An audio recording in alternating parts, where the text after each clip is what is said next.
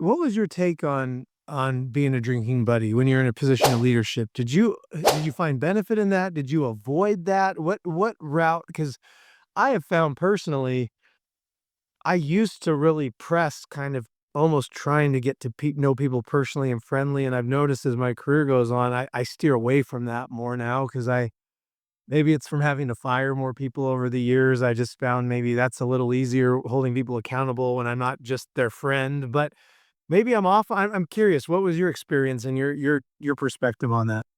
I always left early. When I got into the most senior positions, I would always leave the party early. I was willing to have beverage or maybe two, because I found that beyond two, it might become an overshare environment, and I want to create that space. I want you to be as center comfortable, and I want you to bring your authentic self into the workplace. But after a tasty beverage, one maybe two, I'm blazing the trail out of there.